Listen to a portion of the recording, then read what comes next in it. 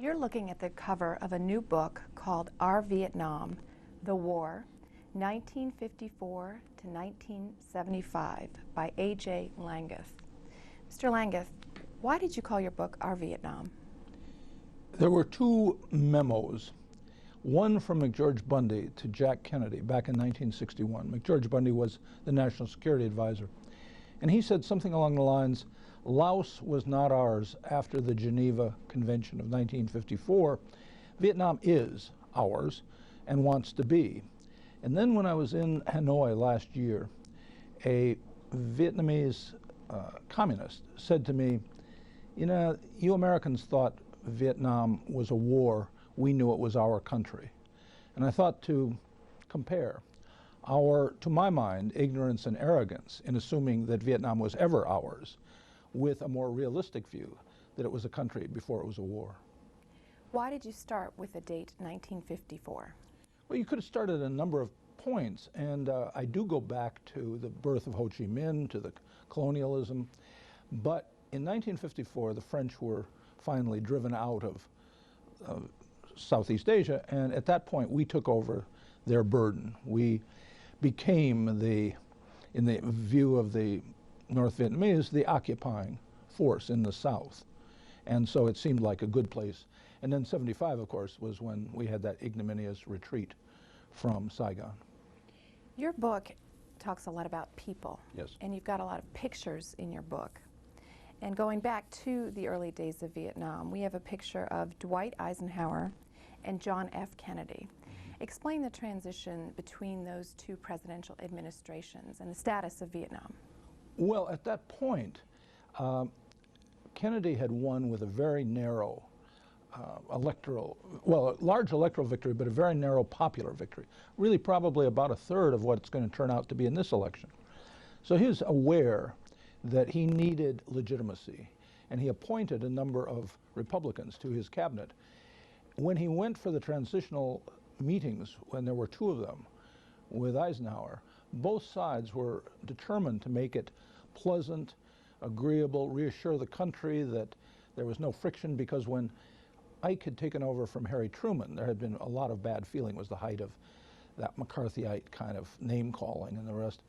So Kennedy showed up with, the first time alone, got along very well with Eisenhower. The second time with his newly appointed cabinet members, including Bob McNamara.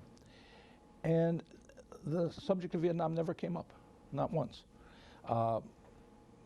Ike talked about Laos, the little landlocked part of Indochina, but didn't mention Vietnam. His first week in office, Kennedy got a long memo from a man named Ed Lansdale, who was a CIA representative, who had just come back from Vietnam. And he read it, just appalled, and said, well, this is the worst we've got, isn't it? And you know, he said to his advisors, Ike never mentioned Vietnam to me. What was in the Lansdale memo? Lansdale memo made it clear that the people we had sent to help buttress the leader of the South, a man named Ngo Dinh Diem, that we were not succeeding, that Diem was facing a lot of opposition from his own people, that he was getting increasingly remote. He was a Catholic leader in a largely Buddhist country, that if we didn't do something, the communists in the South, and with some help from the North, supplies and the rest, encouragement from the North, were going to take over the country.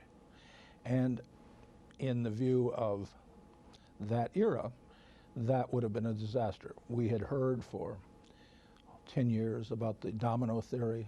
If you let one of these countries go, there'll be this ripple effect. Indochina first, then Indonesia, the Philippines.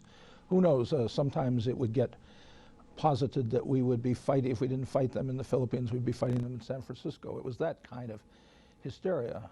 In retrospect, none of it was true, but it was believed at the time. On the other side of the world, there was a leader named Ho Chi Minh. Right. Who was he? He's a fascinating figure, and to answer your question briefly is impossible, because he made a point of mystifying people. Ho Chi Minh was only one of the many names he used.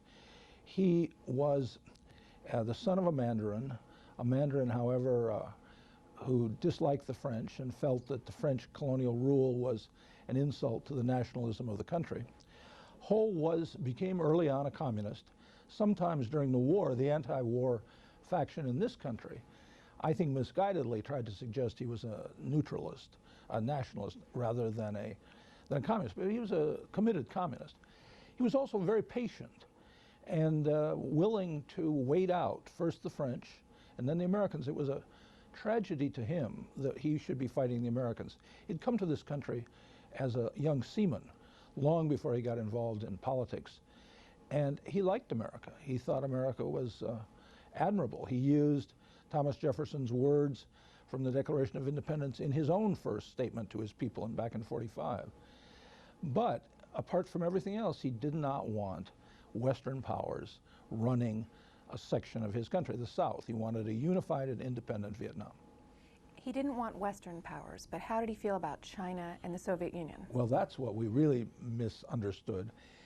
He hated that idea even more than the French or the Americans, because the Chinese had occupied Vietnam for about 1,000 years. And even during the height of the war, when he depended on the Chinese particularly for manpower to put in the anti-aircraft installations around Hanoi and the rest, he had to persuade his own people that it was safe to let large numbers of Chinese in, because they were sure that if they did, China had never given up its aim to possess Vietnam. And so when we thought that somehow passively Ho would let his country be used as a launching ground, we misunderstood the whole relationship between him and the Chinese. Now, when you say we, do you mean Kennedy? I mean them all, really. Kennedy may have had a better sense of this than his advisors. He had gone there to Vietnam as a young congressman who, burnishing his foreign policy credentials to run against Henry Cabot Lodge in 1952 for the Senate. And he recognized, he and Robert Kennedy, his younger brother, went together and recognized how much the French were hated, how difficult it was going to be a white-faced army in an Asian country and command any kind of support. So he had a lot of skepticism. On the other hand, he had won this very narrow victory. He had that awful stumble at the Bay of Pigs early on, and he felt that he had to persist in Vietnam at least until he could get reelected. I was going to ask about Kennedy's advisors, foreign policy advisors in his cabinet. Describe some of the characters that he appointed in his cabinet. Well, there were three who emerged in different ways. McGeorge Bundy had been the dean of the faculty at Harvard. He was very quick. I knew him. He had the quickest mind. It was a debater's mind.